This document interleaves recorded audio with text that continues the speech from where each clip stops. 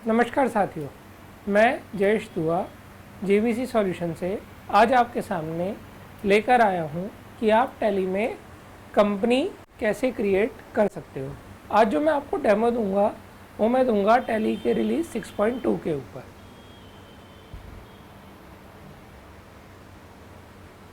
सबसे पहले pre requirements क्या है, आपको कंपनी का जो नाम है टैली में किस नाम से आपको कंपनी रखनी है ये आपको पता होना चाहिए। आपको क्या कंपनी का नाम प्रिंट करना है बिल के ऊपर ये आपको पता होना चाहिए। आपके पास कंपनी का phone number, address, basic detail जो होती हैं, जीएसटी नंबर वगैरह, ये सब आपके पास होना चाहिए।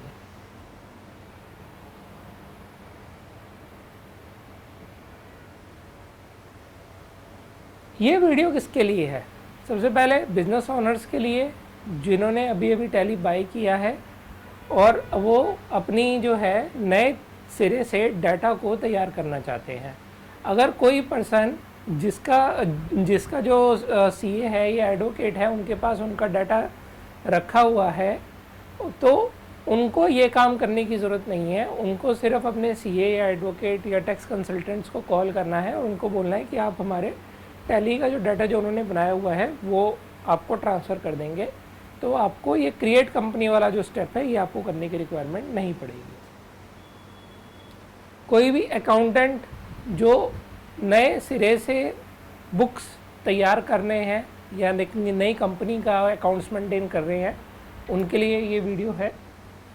स्टूडेंट जो सीख रहे हैं या कोई भी टैली यूज़र या आईटी डिपार्टमेंट जो अपने अकाउंट्स वालों को टैली में कंपनी सेटअप करके देना चाहते हैं उनके लिए।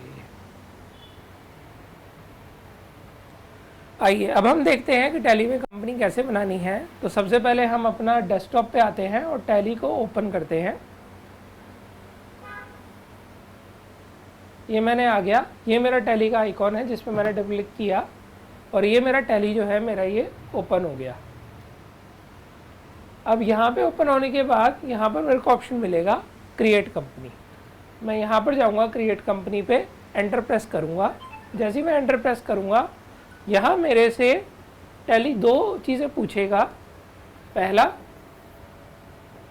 कंपनी नेम, दूसरा मेलिंग नेम। इन दोनों में क्या फ़र्क है?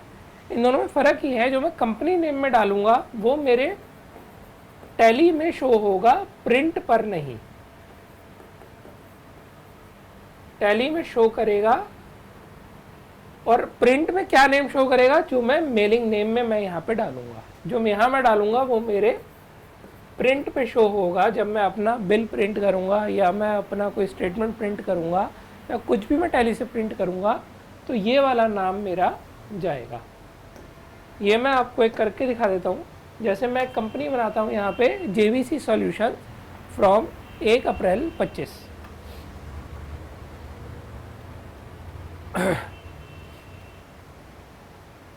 फ्रॉम 1 अप्रैल 25 में यहाँ पे टाइप करता हूँ, एंटर करता हूँ तो बाय डिफ़ॉल्ट टैली यही वाला नेम पिक कर लेगा। मैं क्या करूँगा, मैं यहाँ से फ्रॉम 1 अप्रैल 25 को मैं यहाँ से हटा दूँगा। क्यों मैंने हटाया? क्योंकि जब मैं अपनी लिस्ट ऑफ कंपनीज में देखूँगा मैं ये देखना चाहता हूँ कि मैंने कब से कंपनी बनाई है, लेकिन जब मैं प्रिंट करूँगा तो मैं ये नहीं चाहता कि वो नाम मेरे सामने लिखा हुआ आए। तो मैंने मेलिंग नेम में से हटा दिया। अब मैं एंटर करूँगा, यहाँ पर मैं अपना एड्रेस डालूँगा, जो भी मेरा एड्रेस है B449 3rd floor Nehru ground NIT Faridabad. तो यहाँ मैं अपना एड्रेस डालूँगा, यहाँ स्टेट डालूँगा, यहाँ कंट्री डालूँगा, यहाँ पिन कोड डालूँगा और मैं इस फॉर्म को पूरी फिल कर दूँगा। यहाँ हरियाणा डाल दिया, पिन कोड मैंने डाल दिया 121001। यहाँ मैंने फ़ोन नंबर डाल दिया 9873931789।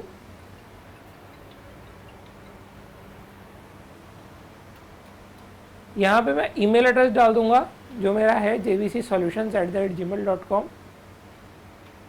और मैं यहाँ पे वेबसाइट डाल दूँगा onlinejvc.com। तो मैंने पूरा जो है मैंने ये फॉर्म को फिल कर दिया है, मेरी बेसिक इन्फॉर्मेशन पूरी आ गई है। अब मैं अगर ये चाहता हूँ कि इस वाली कंपनी को मेरे यूज़र कंट्रोल कर पाएँ या मैं एडमिन एक्सेस की तरह इसको यूज़र वाइज करना चाहता हूँ तो मैं इस ऑप्शन को येस करूँगा। अभी मैं वैसा कुछ नहीं करना चाहता तो मैं इसको नो करूँगा।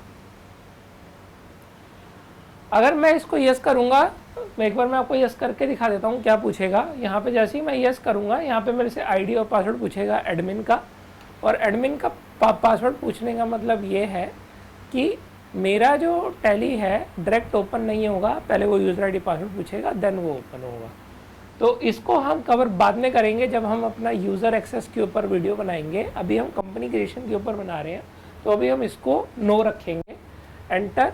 यहाँ पे आपको रुपी सिंबल, अगर आप इंडिया में आपकी कंपनी है तो यहाँ आपको रुपी रखना है और INN रखना है, और अगर कहीं के बाहर का है जैसे डॉलर आपको यूज़ करना है या आपको कुछ और सिंबल यूज़ करना है तो यहाँ से आप उसको चेंज कर सकते हैं। अभी आप एंटर कीजिए। एंटर करेंगे तो ये मेरी कंपनी जो है मेरी यहाँ पे क्रिएट हो गई है। यहाँ पे मेरे को ऑप्शन मिलेगा मेरा GST नंबर डालने का।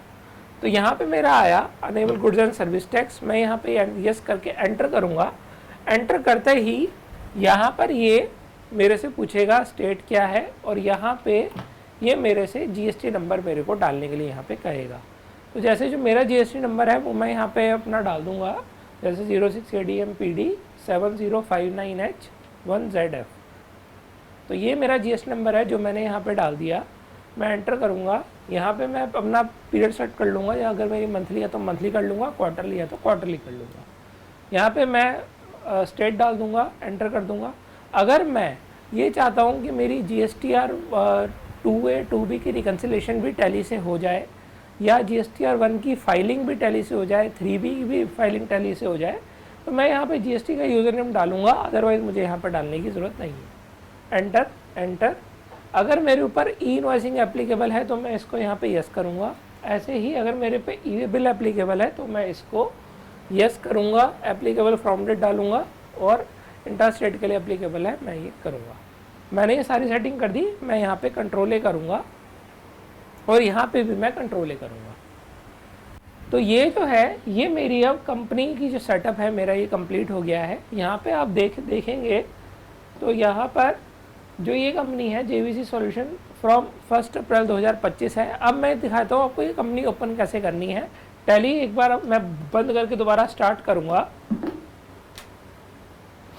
अब मैं दोबारा जब अपना टैली चलाऊँगा तो मेरे सामने ये लिस्ट ऑफ कंपनीज आ जाएंगी। मैं यहाँ पर टाइप करूँगा JVC सॉल्यूशन, जो मैंने कंपनी बनाई थी।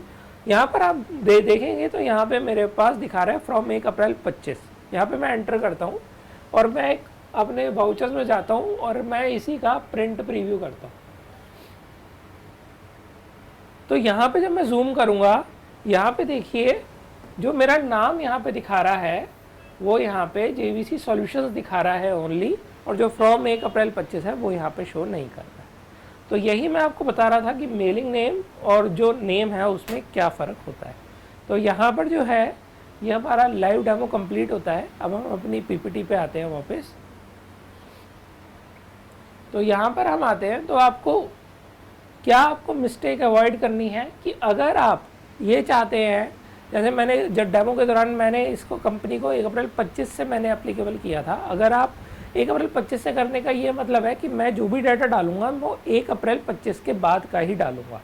अगर आप ये चाहते हैं कि मैं अपने टैली को 25 से पहले 24 में मेंटेन करना चाहता हूँ, 23 में मेंटेन करना चाहता हूँ, तो वहाँ पे आपको फाइनेंशियल ईयर आपको चेंज करना पड़ेगा। नेम, एड्रेस, GSTN, पैन, ये सब आपको सही डालना है। अगर आपने बाई चांस गलत डाल दिया, खाली छोड़ दिया, तो आप उसको ऑल्टर भी कर सकते हैं। वो भी मैं आपको दिखाता हूँ ऑल्ट्रेशन कैसे होती है। मैं टैली पे वापस आता हूँ, एस्केप करता हूँ। तो यहाँ पे ये देखिए कंपनी में मैं जाऊँगा, यहाँ पे ये देखिए ऑप्शन दिया हुआ है ऑल्टर का। ऑल्टर पे मैं क्लिक करूँगा तो यहाँ पे सेम मैं कोई भी डिटेल जो मेरे से गलत डल गई है वो मैं उसको यहाँ पे आके चेंज कर सकता हूँ। वापस मैं अपनी PPT पे आता हूँ। ऐसे ही अगर आप अनेबल करना भूल गए हैं GST TDS को, तो आप वापस आप वहीं गेटवे ऑफ टैली से F11 करेंगे तो वही सेम स्क्रीन आपको वहाँ पे शो हो जाएगी, और आप उसको दोबारा वहाँ पे डाल सकते हैं जैसे मैंने आपको दिखाया है। आपको एक चीज़ ध्यान रखनी है कि जो आपका करेंसी सेटअप है ये आपका गलत नहीं होना चाहिए, क्योंकि ये आपका डाटा को इफेक्ट करता है एक बार बनने के बाद। तो ये चीज़ आपको बनाते हुए आपको ध्यान रखनी है।